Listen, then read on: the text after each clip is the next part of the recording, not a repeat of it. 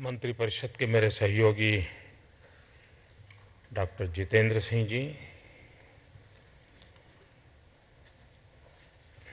श्री पी.के. Sinha cabinet secretary, Shri Nripendra Mishra, Shri पी.के. मिश्रा, श्री देवेंद्र चौधरी, उपस्थित सभी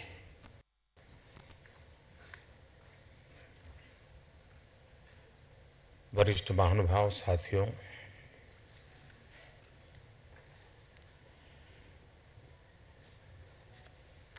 सिविल सर्विस डे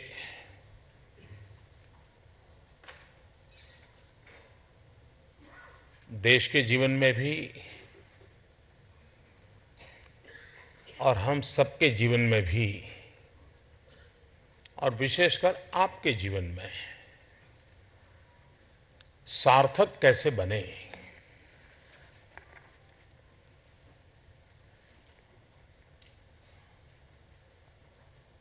क्या ये एक रिचुअल बनना चाहिए?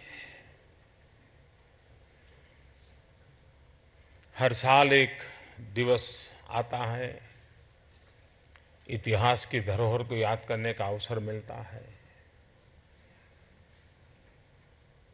यह अवसर अपने आप में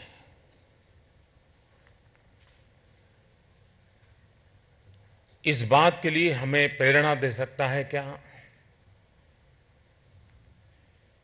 कि हम क्यों चले थे,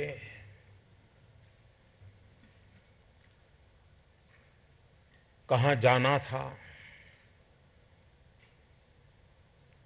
कितना चले, कहाँ पहुंचे।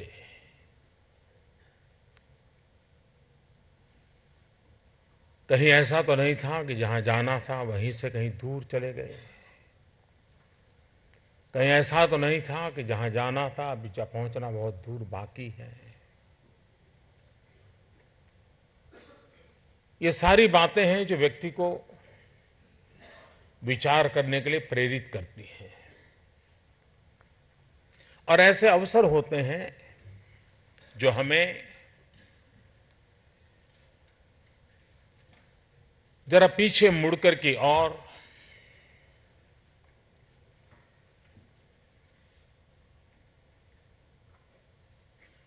उस कदमों को, उस कार्यकाल को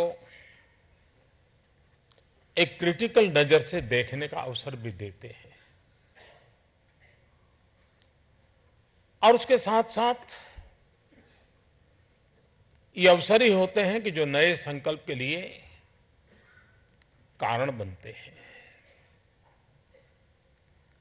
और ये जीवन में हर किसी का अनुभव होता है, सिर्फ हम यहां बैठे हैं इसलिए ऐसा नहीं है। एक विद्यार्थी भी जब एग्जाम देकर के घर लौटता है, एक तरफ रिजल्ट का इंतजार करता है, साथ साथ ये भी सोचता है कि अगले साल तो प्रारंभ से ही पढ़ूंगा।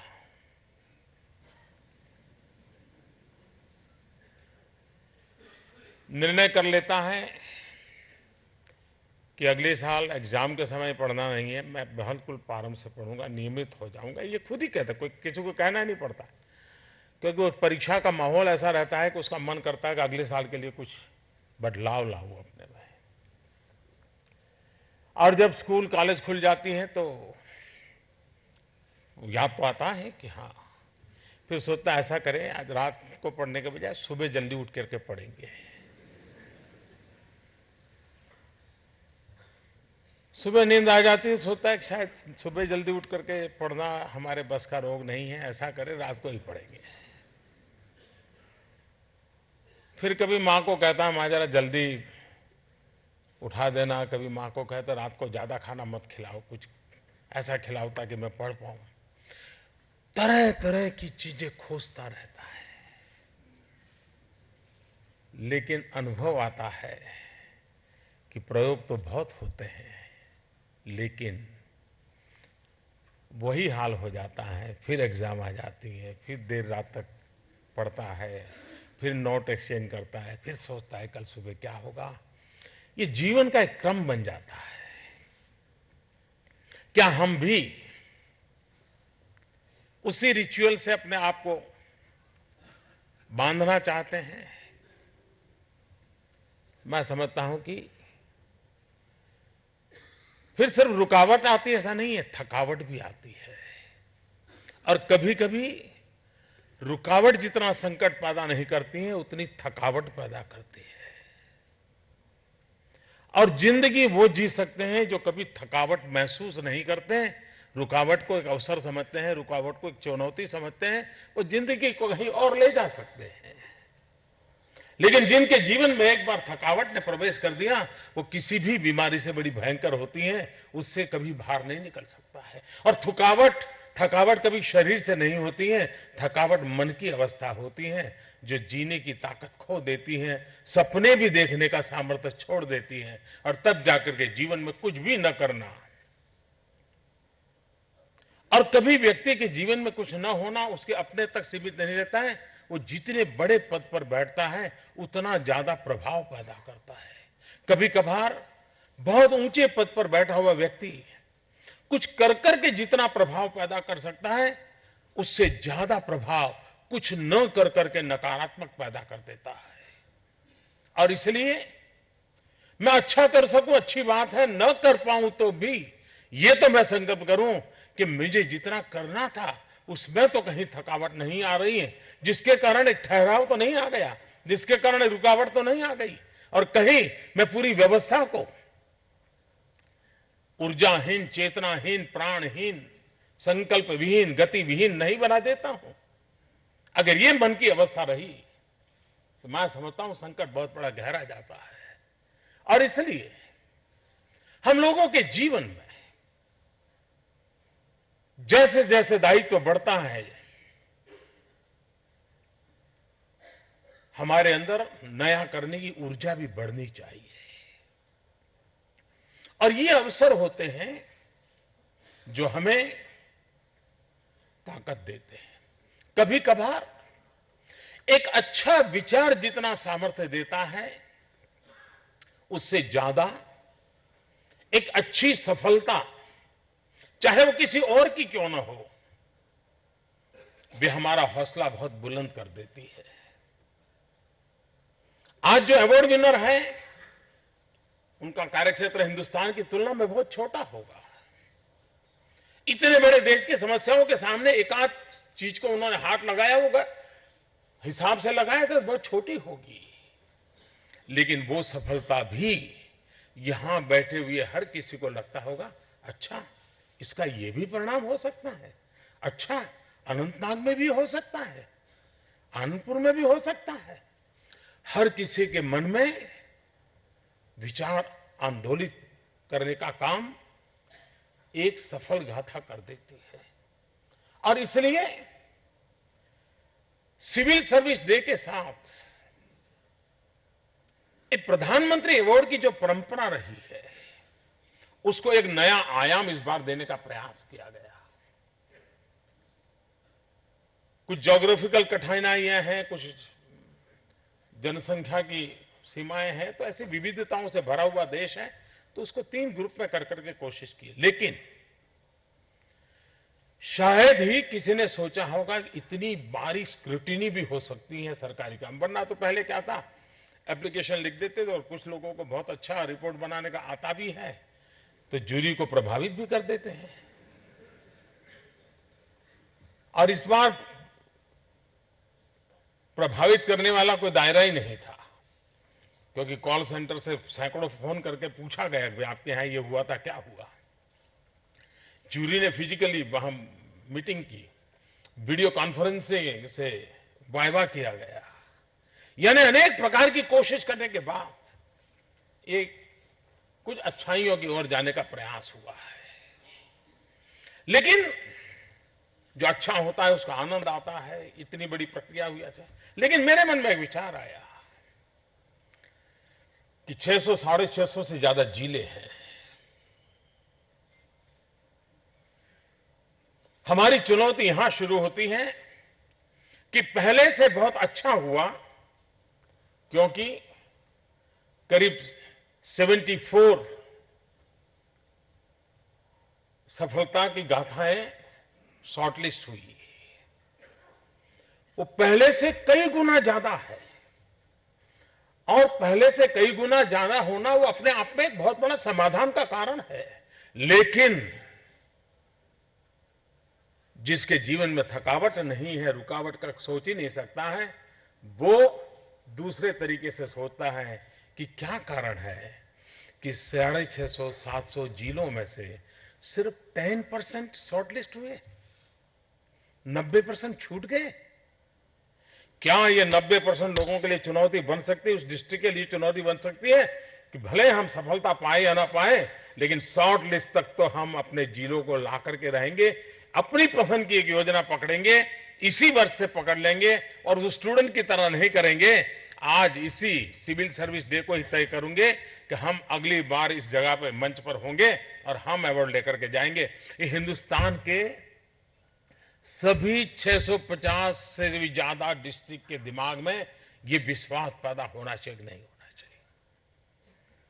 74 पहले की तुलना में बहुत बड़ा फिगर है, बहुत बड़ा प्रयास है, लेकिन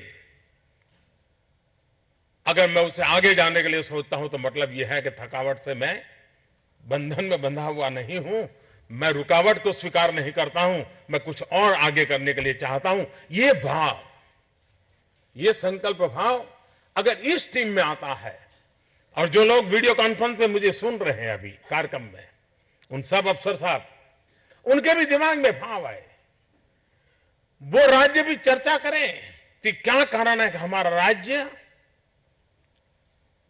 नजर नहीं आता है। उस डिस्ट्रिक्ट में बैठे हुई टीम भी सोचे क्या कारण है कि आज मेरी डिस्ट्रिक्ट का नाम नहीं चमका। एक हेल्दी कंपटीशन, क्योंकि जब से सरकार में कुछ बातों को लेकर के मैं जो आग्रह से कर रहा हूं, मैं उसमें एक बात मैं कहता हूं, कोऑपरेटिव फेडरलिज्म, लेकिन साथ साथ मैं कहता हूं कॉम्पिटिटिव कोऑपरेटिव फेडरलिज्म।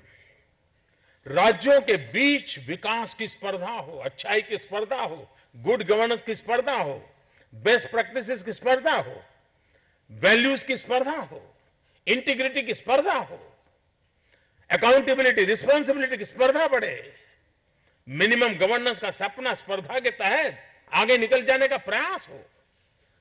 ये जो कॉम्पिटिटिव की बात है वो डिस्ट्रिक्ट में भी फील होना चाहिए कि सिविल सर्विस डे के लिए हम संकल्प करें कि हम भी 2 कदम और जाएंगे। दूसरी बात है, हम लोग जब सिविल सर्विस में आए होंगे,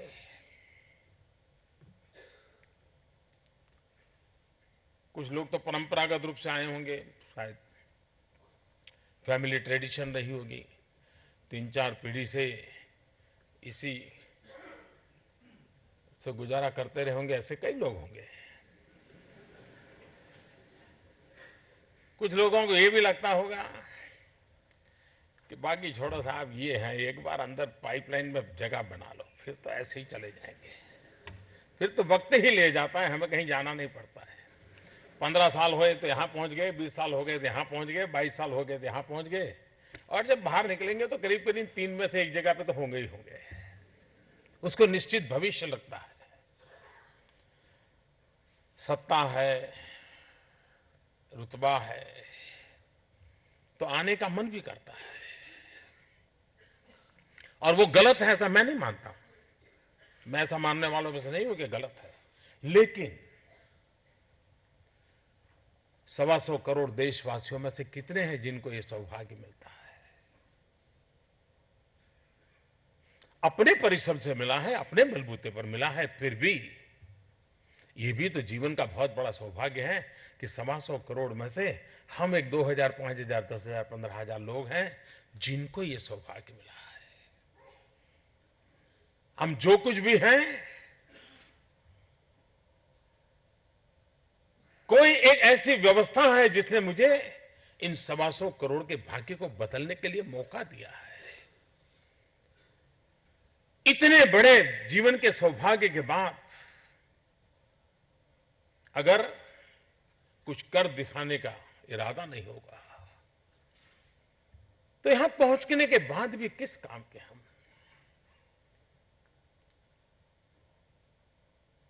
और इसलिए कभी न कभी तो जीवन में मुझे बराबर याद है, मैं आज से 35-40 साल पहले, मैं तो राजनीति में बहुत देर से आया हूं, सामाजिक जीवन में मैंने अपने आप को खपाया हुआ था। तो मैं कभी यूनिवर्सिटी के स्टूडेंट से गप्पे गोष्ठी करने चला जाता था, मिलता था, उनसे बात करता था। और एक बार मैंने उनको पूछा, क्या सोचा, आगे क्या करोगे? तो हर कोई बता रहा था पढ़ाई के बाद सोचेंगे, कुछ बता रहे थे कि नहीं ये पिताजी का व्यवसाय है वही करूंगा। एक बार मेरा अनुभव है, एक नौजवान हाथ ऊपर किया, उसने कहा था मैं आईएएस अफसर बनना चाहता हूं। मैंने कहा क्यों भाई, तेरे मन में ऐसा कैसे विचार आ गया? इसलिए मैंने कहा वहां उनका जरा रुतबा होता है। बोले नहीं जी, मुझे लगता है कि मैं आईएएस अफसर बनूंगा तो मैं कईयों की जिंदगी में बदलाव ला सकता हूं, मैं कुछ अच्छा कर सकता हूं। तो मैंने कहा राजनीति में क्यों नहीं जाते हो, वहां से भी तुम कुछ कर सकते हो। नहीं, बोले साहब तो टेम्परेरी होता है। उसकी इतनी क्लैरिटी थी कि साहब वो तो टेम्परेरी होता है। ये व्यवस्था में अगर मैं गया तो मैं एक लंबे अरसे तक सस्टेनेबली काम कर सकता हूं। आप उस ताकत के लोग हैं और इसलिए आप क्या कुछ नहीं कर सकते हैं वो आप भली भांति जानते हैं, उसका एहसास कराने की आवश्यकता नहीं होती है।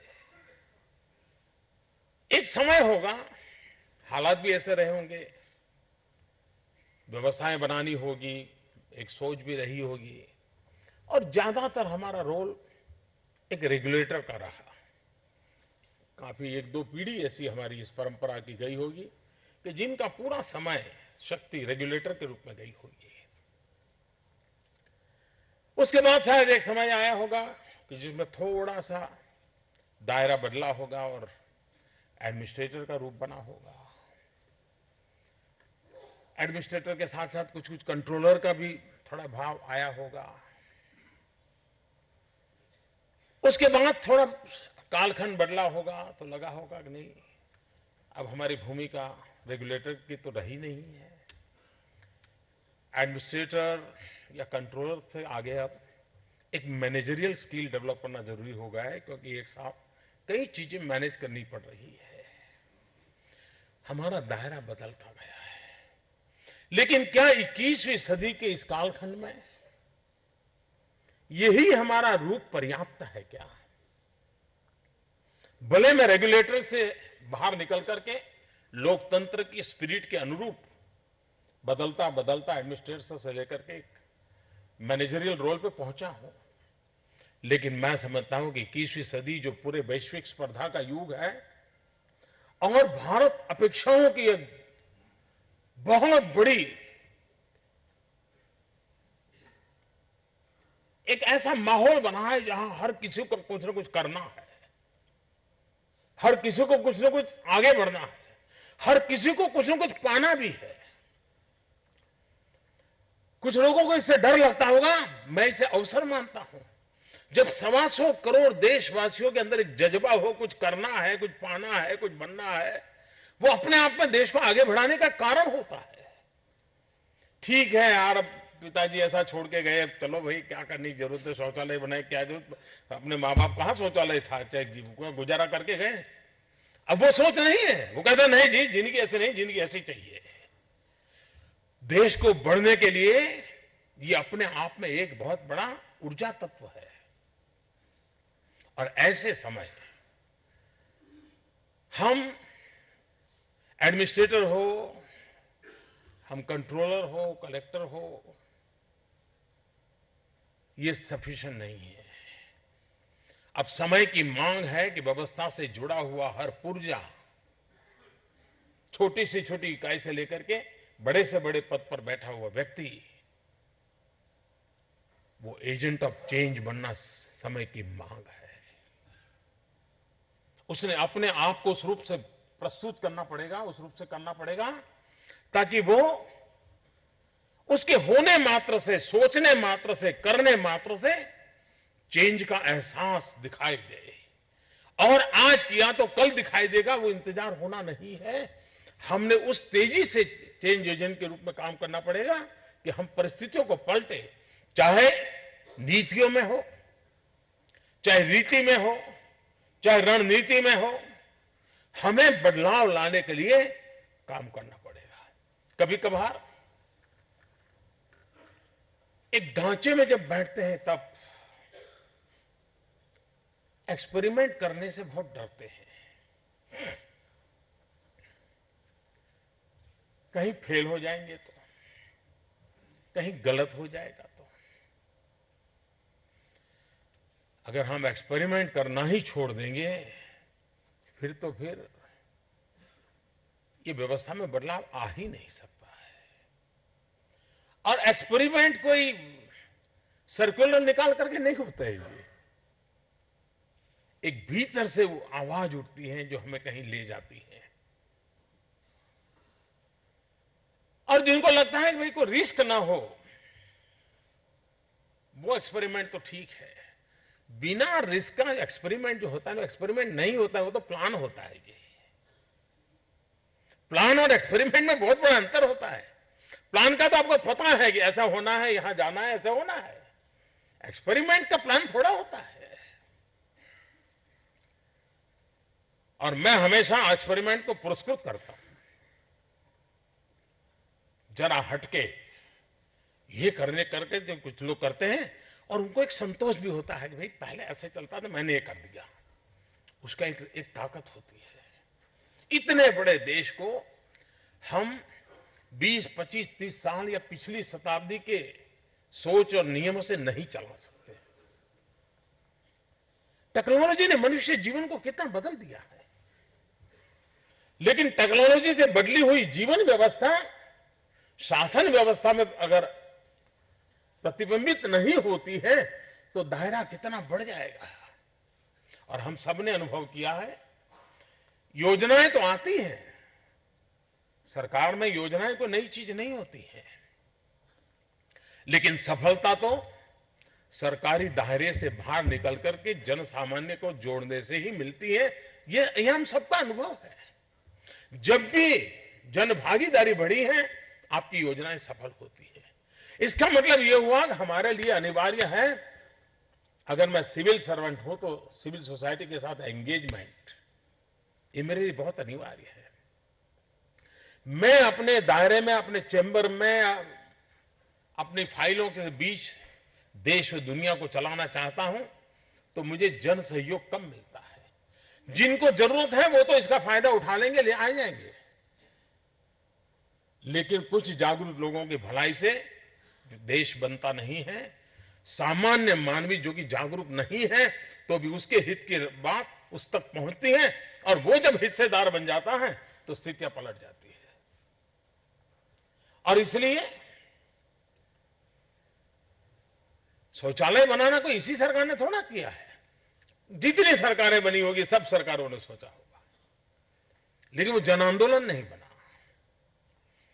हम लोगों का काम है, और हम सरकारी दफ्तर में बैठे हुए व्यक्तियों का भी काम है कि हम इन चीजों में, हमारी कार्यशैली में जन सामान्य, सिविल सोसाइटी से एंगेजमेंट हम ही कैसे बढ़ाएं, हम उन दायरों को कैसे पकड़ें।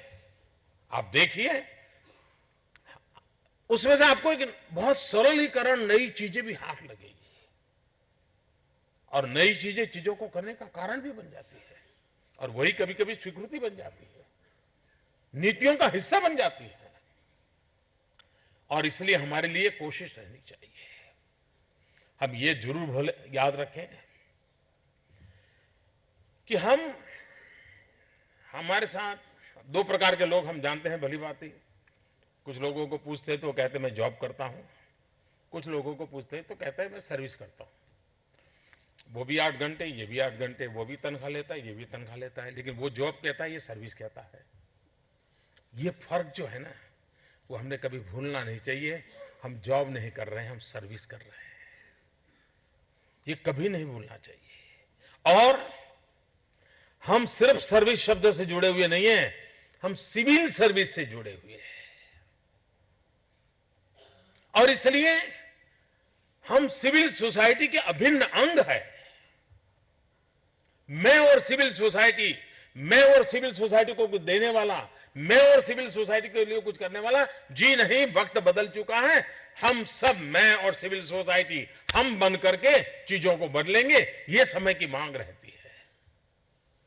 और इसलिए मैं एक सर्विस के भाव से, और जीवन में संतोष इस बात का है कि मैंने कुछ सेवा की, देश की सेवा की, डिपार्टमेंट के द्वारा सेवा की, उस प्रोजेक्ट के द्वारा सेवा की, लेकिन सेवा ही, और हमारे यहां तो कहा गया है सेवा परमो धर्मः।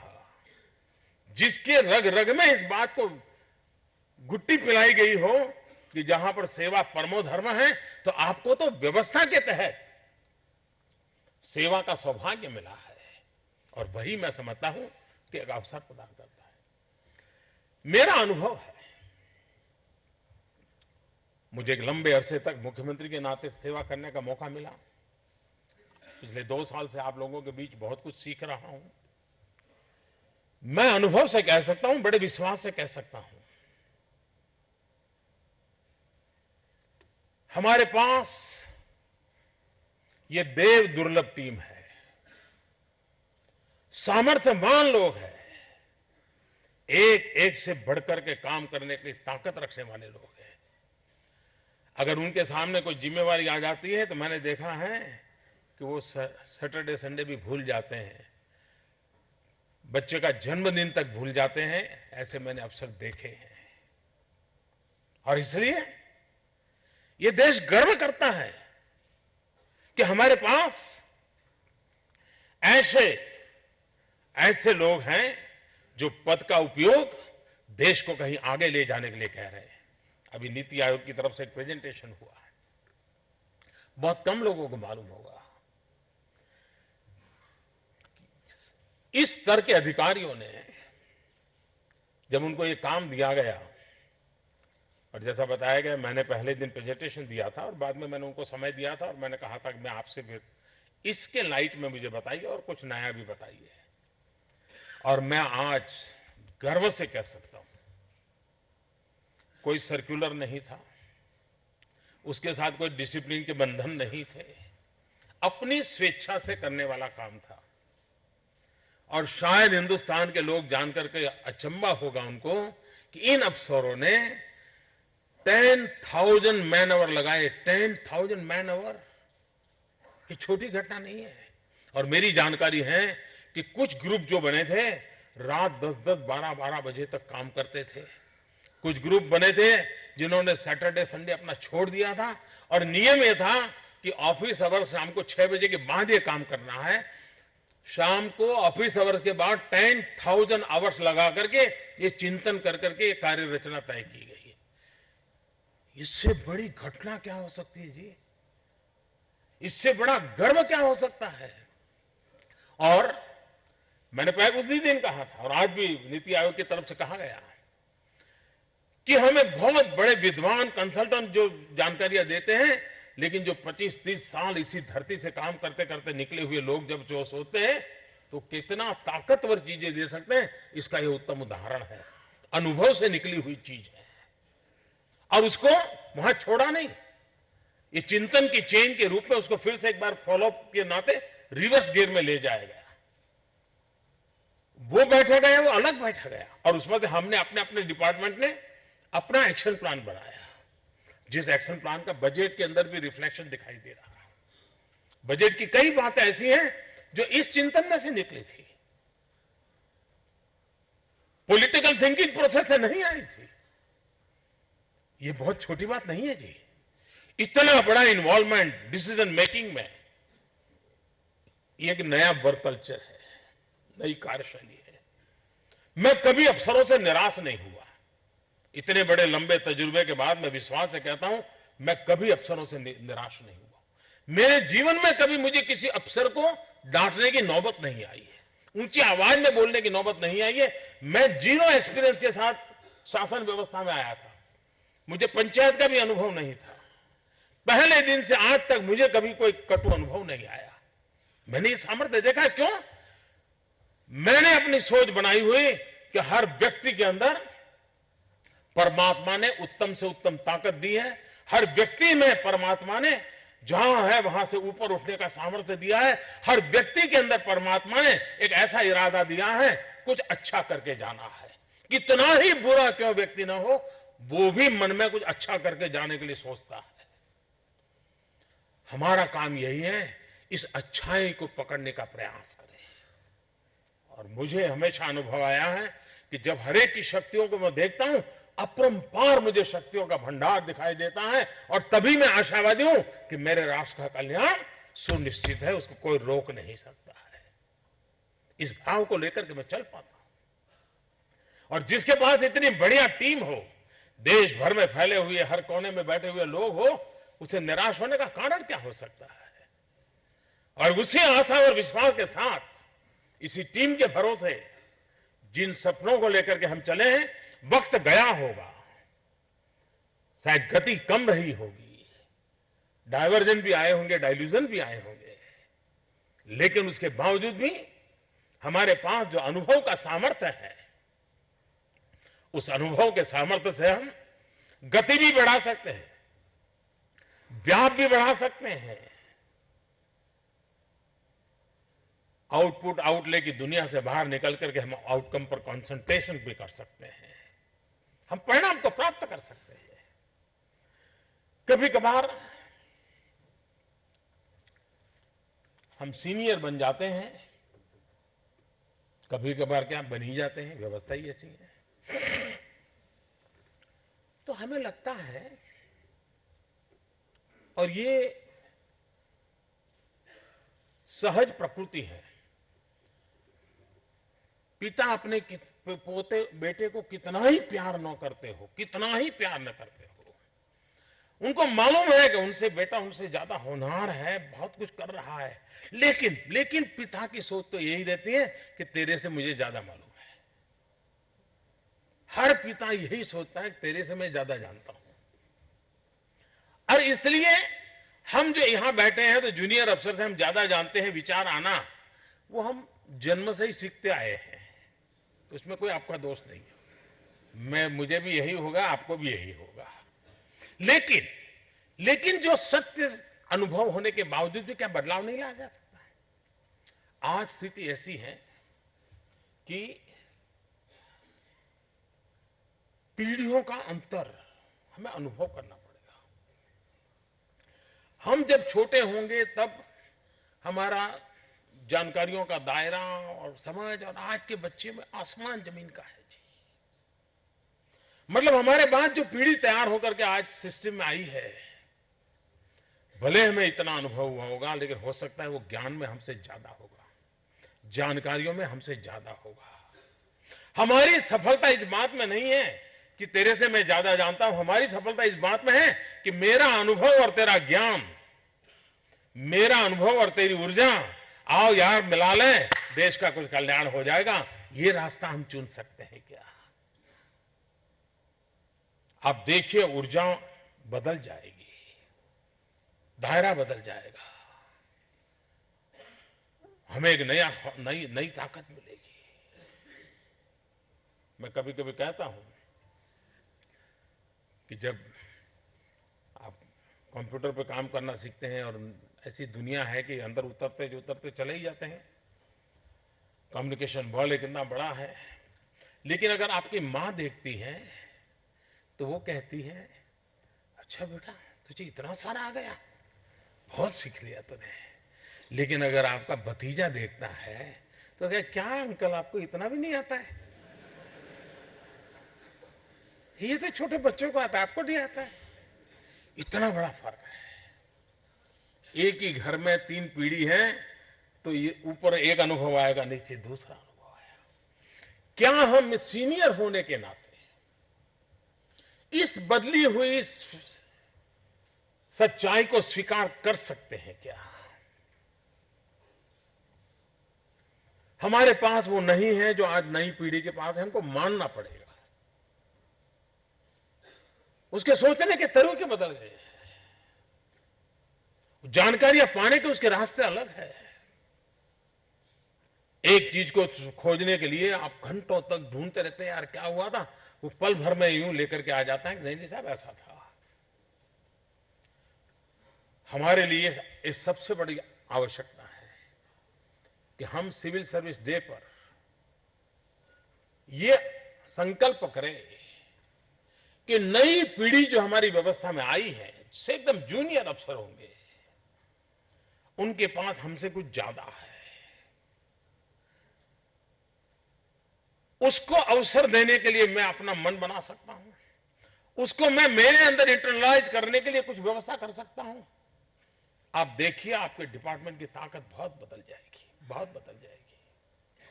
आपने जो निर्णय किए हैं, उस निर्णय को आप बड़ी बहुत उत्साह के साथ, उमंग के साथ भरपूर कर पाएंगे। और भी एक बात है, सारी समस्याओं की जड़ में कॉन्ट्राडिक्शन एंड कॉन्फ्लिक्ट, ये इरादतन नहीं आए हैं। कुल मिलाकर के हमारी कार्यशैली जो विकसित हुई है, उसने हमें यहां लाकर के छोड़ा है। सिंपल वर्ड में कोई कह देते हैं साइलो में काम करने की तरीका। कुछ लोगों के लिए साइलो में काम करना परफॉर्मर के रूप में ठीक हो जाता है, कर लेता है, लेकिन इससे परिणाम नहीं मिलता है। अकेले जितना करे उससे ज्यादा टीम से बहुत परिणाम मिलता है जी, बहुत परिणाम मिलता है। टीम की ताकत बहुत होती है। कंधे से कंधा मिला करके जैसे डिपार्टमेंट की सफलता साथियों के साथ करना जरूरी है, वैसे राष्ट्र के निर्माण के लिए डिपार्टमेंट टू डिपार्टमेंट कंधे से कंधे मिलना बहुत जरूरी है। अगर साइलो ना होता तो अदालतों में हमारे सरकार के इतने केसेस ना होते। एक डिपार्टमेंट दूसरे डिपार्टमेंट के साथ सुप्रीम कोर्ट में लड़ रहा है, क्यों? इस डिपार्टमेंट को लगता है मेरा सही है, दूसरे डिपार्टमेंट को लगता है मेरा सही है। अब सुप्रीम कोर्ट तय करेगी कि ये दोनों डिपार्टमेंट सी ठीक है कि गलत है।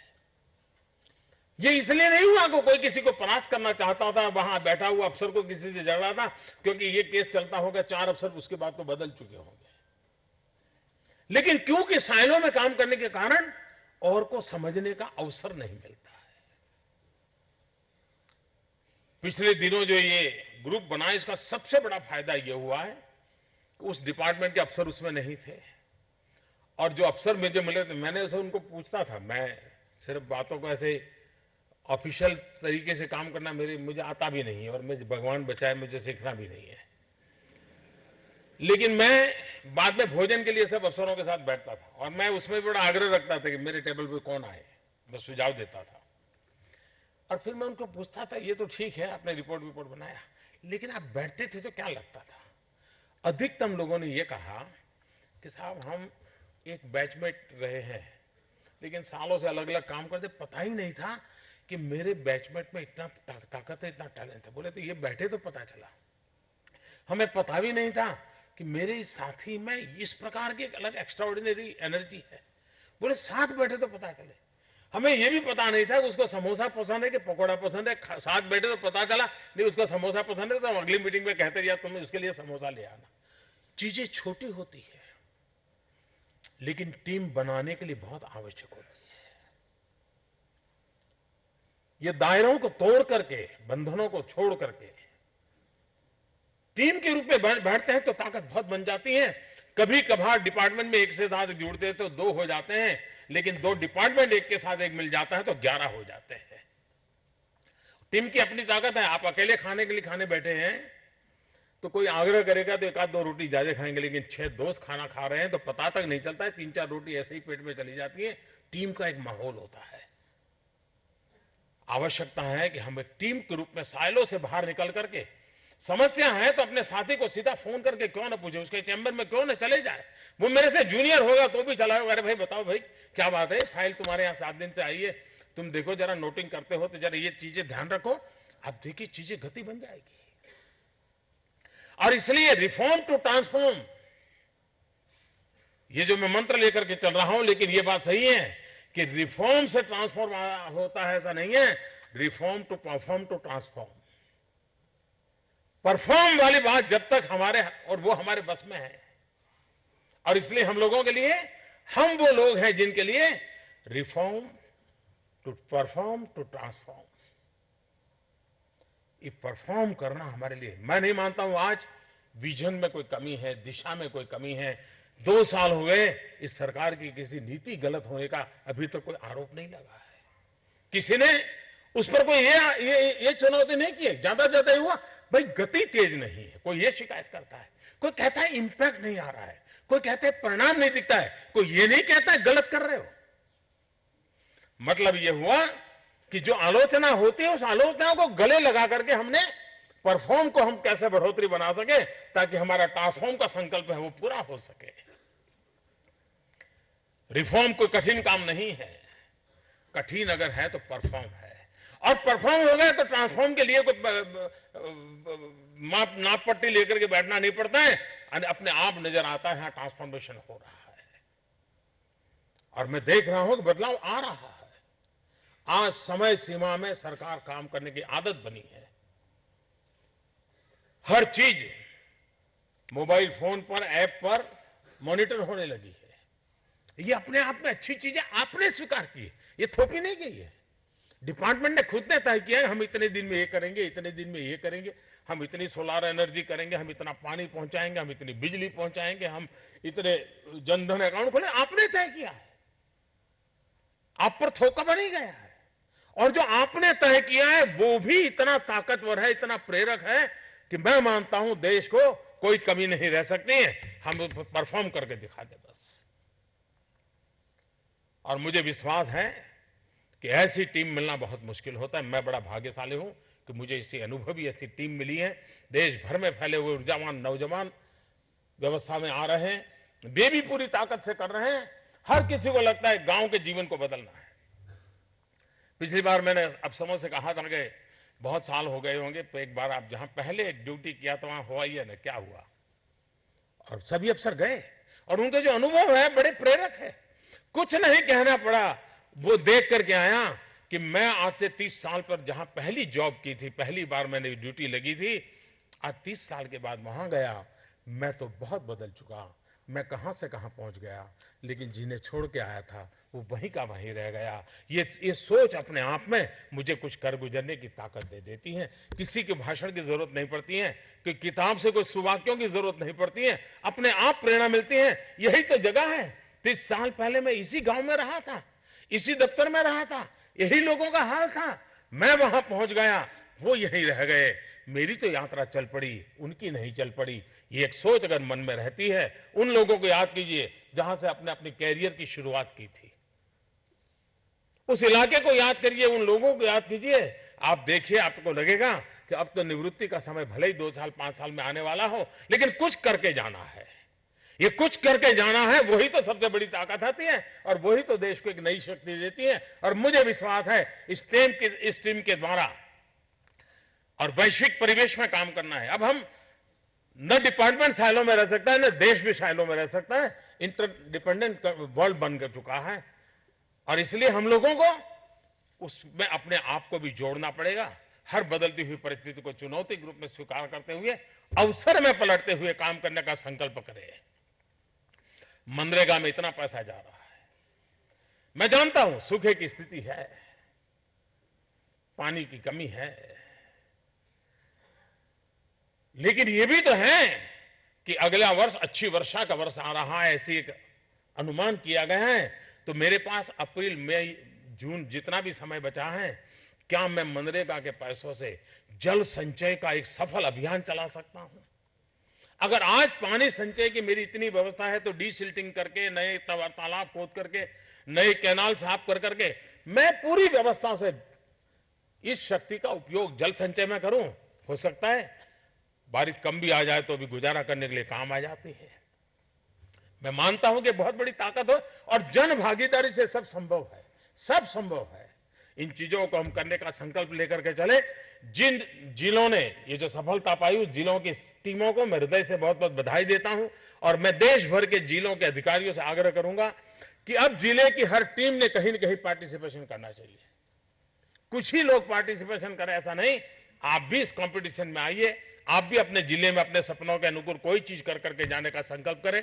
इसी एक अपेक्षा के साथ आप सबको सिविल सर्विस डे पर हृदय से बहुत बहुत शुभकामनाएं हैं। आपने जो किया है देश इसके लिए गर्व करता है। आप बहुत कुछ कर पाएंगे। देश सीना तान करके आगे बढ़ेगा, इस विश्वास के साथ बहुत बहुत धन्यवाद।